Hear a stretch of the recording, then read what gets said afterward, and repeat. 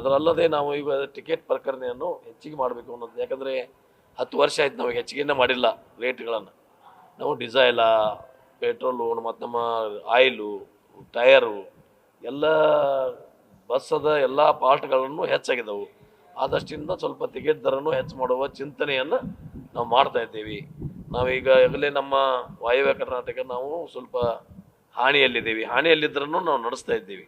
ಯಾಕಂದರೆ ನಾವು ಕೊಟ್ಟಂಥ ನಮ್ಮ ಗ್ಯಾರಂಟಿಗಳಲ್ಲಿ ಅದು ಒಂದು ಶಕ್ತಿ ಯೋಜನೆಯೂ ಒಂದು ಗ್ಯಾರಂಟಿ ಇರೋದ್ರಿಂದ ನಾವು ಸ್ವಲ್ಪ ಲಾಸ್ದಾಗಿದ್ರೂ ಸರ್ಕಾರ ಅದನ್ನು ಸರಿಪಡಿಸ್ಕೊಂಡು ಹೋಗ್ತಾ ಇದ್ದೀವಿ. ಮುಂದಿನ ದಿನಮಾನಗಳಲ್ಲಿ ನಾವು ಒಂದು ಹಂತಕ್ಕೆ ಲಾಭದಾಯಕವಾಗಿ ನಮ್ಮ ವಾಯುವ್ಯ ಕರ್ನಾಟಕ ರಸ್ತೆ ಸಾರಿಗೆ ಲಾಭದಲ್ಲಿ ಬರುವಂಥ ಚಿಂತನೆಯನ್ನು ನಾವು ಮಾಡ್ತಾ ಇದ್ದೀವಿ. ಕೆಲವು ಆಸ್ತಿಗಳನ್ನ ಪರಾವಾರ ನಾವು ಅಲ್ಲಿ ಏನಾಗಿದ್ದಾವೆ, ಕೆಲವು 50 ವರ್ಷ 60 ವರ್ಷದ ಕೆಲವು ನಮ್ಮ ಇಲಾಖೆಯ ಆಸ್ತಿಗಳ ಬಿಲ್ಡಿಂಗ್ಗಳಿದಾವೆ, ಒಳ್ಳೆ ಬಿಲ್ಡಿಂಗ್ಗಳಿದಾವೆ ಅವು ಅಲ್ಲಿ ಹುಬ್ಳಿಯಲ್ಲಿ ನಮ್ಮಲ್ಲಿ. ಅವು ಬಿಲ್ಡಿಂಗ್ಗಳನ್ನು ನಾವು ಸ್ವಲ್ಪ ಕಟ್ಟಡ ಮಾಡಿ ಮಾರ್ಕೆಟಿಂಗ್ ಮಾಡಿ ಅವತ್ತನ್ನು ಬಾಡಿಗೆ ಕೊಟ್ಟರೂ ನಮಗೆ ಸಾಕಷ್ಟು ಬಾಡಿಗೆ ಬಂದ ನಂತರ ನಾವು ಲಾಭದಲ್ಲಿ ಬರ್ಬೋದು.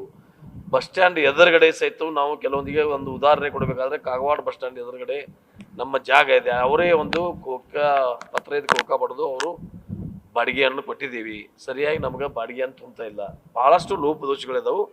ಅದನ್ನು ಮುಂದಿನ ದಿನಮಾನಗಳಲ್ಲಿ ಎಲ್ಲ ಸರಿಪಡಿಸ್ಕೊಂಡು ಒಂದು ಹಂತಕ್ಕೆ ತಂದು ಲಾಭದಾಯಕ ತಂದು ಆಮೇಲೆ ನಾವು ಬಸ್ಗಳನ್ನು ಈಗ ಓಲೋ ಬಸ್ ಕೇಳ್ತಾ ಇದ್ದೀರಿ. ಈಗ ಬೆಂಗಳೂರು ಬಸ್ಗಳನ್ನ ನಮ್ಮಲ್ಲಿ ಅಥಣಿ ಬೆಂಗಳೂರು, ಕಾಗವಾಡ ಬೆಂಗಳೂರು, ಆಮೇಲೆ ನಮ್ಮಲ್ಲಿ ಪುನಃ ಗಾಡಿನೂ ಕೇಳ್ತಾ ಇದ್ದರು. ಇವೆಲ್ಲ ಕೊಡಬೇಕಾದ್ರೆ ನಮ್ಗೆ ಹೊಸ ಬಸ್ಗಳನ್ನ ಲಾಂಗ್ ರೂಟ್ಗೆ ಹೊಸ ಬಸ್ಗಳನ್ನ ಕೊಟ್ಟರೆ ಮಾತ್ರ ಅದು ಸರಿ ಹೋಗ್ತಿದೆ ಅನ್ನೋದ್ರಿಂದ ನಾವು ಹೆಚ್ಚಿಗೆ ಅಲ್ಲಿ ಗಮನ ಕೊಟ್ಟು ಒಂದು ಹಂತಕ್ಕೆ ತರುವಂಥ ಒಂದು ಕೆಲಸವನ್ನು ಮಾಡ್ತಾ ಇದ್ದೀವಿ.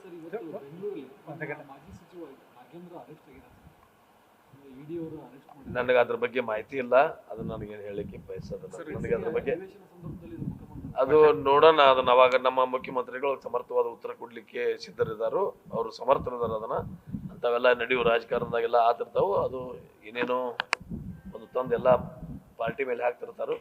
ಅದಕ್ಕೆ ನನಗೆ ಸರಿಯಾದ ಮಾಹಿತಿ ಇಲ್ಲ, ಅದಕ್ಕೆ ನಾನು ಹೇಳೋದು ಸೂಕ್ತ ಆಗೋದಿಲ್ಲ. ನಾಗೇಂದ್ರ ಹೇಳ್ತಾರೆ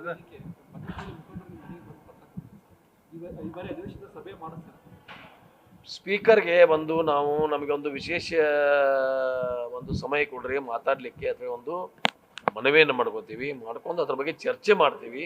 ಚರ್ಚೆ ಮಾಡಿದ ನಂತರ ನಾವು ಎಲ್ಲ MLAಗಳು ಮಾತಾಡಿದ ನಂತರ ಮುಖ್ಯಮಂತ್ರಿಗಳು ಅದಕ್ಕೆ ಏನು ಉತ್ತರ ಕೊಡ್ತಾರೋ, ಇಲ್ಲಿಗಳ ಕಾನೂನು ಪ್ರಕಾರ ಏನು ನಮಗಲ್ಲಿ ತೊಂದರೆಗಳಿದಾವೆ, ಏನು ಅಡಚಣೆಗಳಿದಾವೆ, ಅದನ್ನು ಕೇಳ್ಕೊಂಡು ಅದನ್ನು ಸೆಂಟ್ರಲ್ ಗೌರ್ಮೆಂಟ್ಗೆ ಶಿಫಾರಸು ಮಾಡ್ರಿ ಅನ್ನುವಂಥ ಮಾತನ್ನು ಮುಂದಿನ ಅಧಿವೇಶನದಲ್ಲಿ ಅದ್ರ ಬಗ್ಗೆ ಚರ್ಚೆ ಮಾಡ್ತೀವಿ. ಎಲ್ಲ ರಾಜೀನಾಮೆ ಮಾತುಗಳನ್ನ ಆಡಿದ್ರಿ, ಅದೆಲ್ಲ ಅಸಹಾಯಕತೆ ತೋರಿಸ್ತಾ ಇದೆಯಾ? ಹೀಗೆ ಏನಿಲ್ಲ, ನಾವು ಎಲ್ಲದಕ್ಕೂ ಸಿದ್ಧ ಅಂತೇಳಿ ಒಂದು ಮಾತು ಹೇಳಿದ್ವಿ. ಅದಕ್ಕೆ ಬೇರೆ ಅರ್ಥ ಮಾಡ್ಕೊಳ್ಳೋದು ಬೇಡ.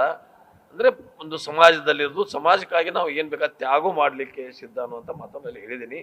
ಅದಕ್ಕೆ ಬೇರೆ ನಾವು ಮೊದಲು ನಮಗೆ ಸಮಾಜ ನಾವು ಅದನ್ನು ಮಾಡಬೇಕು, ಹಿತರಕ್ಷಣೆ ಕಾಪಾಡೋ ಸಲುವಾಗಿ ನಮ್ಮ ತ್ಯಾಗ ಮಾಡಿ. ನೀವು ಕೇಳಿದ್ರಿ ಕೆಲವು ಜನ, ನೀವು ಅಧಿಕಾರ ತ್ಯಾಗ ಮಾಡಲಿಕ್ಕೂ ಸಿದ್ಧರಿದ್ದ, ಓಕೆ ರಾಜೀನಾಮೆ ಕೊಡ್ಲಿಕ್ಕೂ ಸಿದ್ಧಪ್ಪ ಅಂತ ಹೇಳಿದ್ದೀವಿ. ಓಕೆ.